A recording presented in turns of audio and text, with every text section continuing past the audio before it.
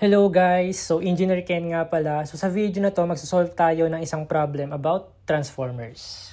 So we have here a problem. The following data were obtained when a short circuit test was performed upon a 100 kVA 2400 by 240 volt distribution transformer with the following parameters. Short circuit voltage 72 volts, ISC 41.6 amperes, and PSC 1,180 watts. What is the equivalent reactance as referred to the secondary? Okay, so ang hinahanap natin ngayon dito is reactance referred to the secondary. So normally kasi kapag nagko-conduct tayo ng short circuit test, nandun tayo sa primary natin or dun sa high side. Okay? So ngayon, kung may makukuha tayong parameters like reactance for example, dun sa high side, ang kailangan natin gawin is i-refer ito dun sa secondary circuit natin. Okay? So first, sulat muna natin yung mga given. So meron tayong ESC 72 volts, ISC 41.6 ampere, and PSC 1180 watts. Okay. Tapos yung apparent power natin is 100 kVA. Meron tayong turns ratio na 24/240. So equal to 10. So meron tayong transformer ratio na 10. Okay. So ngayon, ang kailangan natin munang palabasin is reactance. So kailangan natin makapagpalabas ng reactance from the short circuit test. So para makuha yon, kailangan natin ng impedance and siguro resistance. Kasi meron tayong formula, di ba, for impedance, which is Z is equal to square root of R square plus X square. Wherein yung X natin is yung reactance. Okay, so kung i-derive natin yung formula for reactance, so magiging X is equal to square root of Z square minus R square. So kailangan natin ng Z and R para makapag-come up tayo ng reactance. So ngayon, itong reactance na to, since sa primary nga to kinukuha, so XP na lang. XP. Okay. So first, kuha tayo ng impedance. So alam naman natin, no, formula for impedance is just E over I for AC system.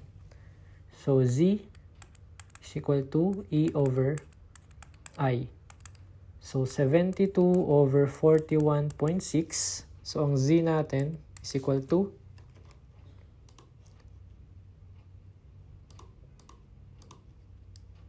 41.6. So, ang sagot is 1.7308. 1.7308 ohms. Okay, so next, kuha naman tayo ng R.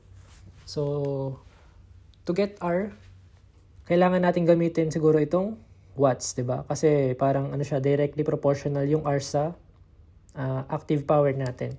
So, formula natin for active power is P is equal to, so kailangan natin ng R.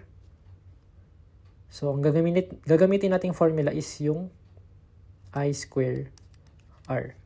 So meron naman tayong I, which is 41.6. Solve natin. 1180 equals 41.6 square times R. So R natin is, so divide lang natin ng 41.6 square itong 1180.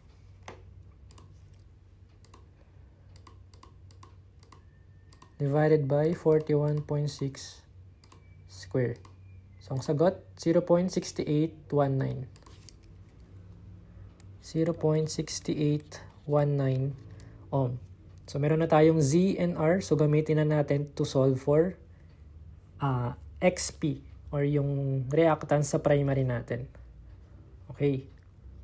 So, XP is equal to square root of z 1.7308 square minus r natin 0.6819 square. So solving for xp, so square root of 1.7308 square minus 0.6819 square. So ang magiging reactance natin sa primary is 1.5908. Yan, ohms. Next, ngayon sa primary natin, i-refer natin siya to the secondary side. So formula natin for this is XSE na lang, equivalent secondary reactance, is equal to XS kung meron man plus XP over A squared. Wherein yung A natin is yung turns ratio. So ito yung general formula natin for repairing to the secondary side. Mapa resistance man or impedance. So kapag repairing to primary side naman, so babaliktarin mo lang. Or i-inverse mo lang itong 1 over A square. I-multiply mo siya dun sa XS naman. So for XPE, for example, magiging XP. So hindi mo na siya gagamitin ng turns ratio since nandun naman na siya sa primary. Plus XS A squared. So ito naman yung formula for referring parameters to our primary side. Okay, so for this problem, ang gagamitin natin is XSE. So delete lang natin to. Okay, so XSE is equal to XS natin, 0. Since wala naman tayong secondary reactance. Tapos yung galing sa primary, i-refer lang natin sa secondary. So XP is 1.5908 over A square, which is 10 square. So ang magiging XSE natin is equal to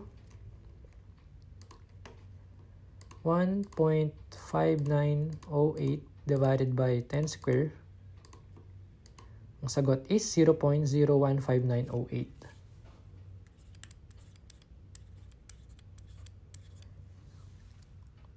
Ohm. Okay.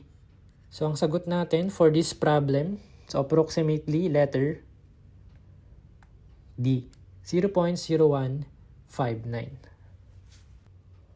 Okay. So with that, yun lang guys. So thank you sa pakikinig and panonood. Bye guys!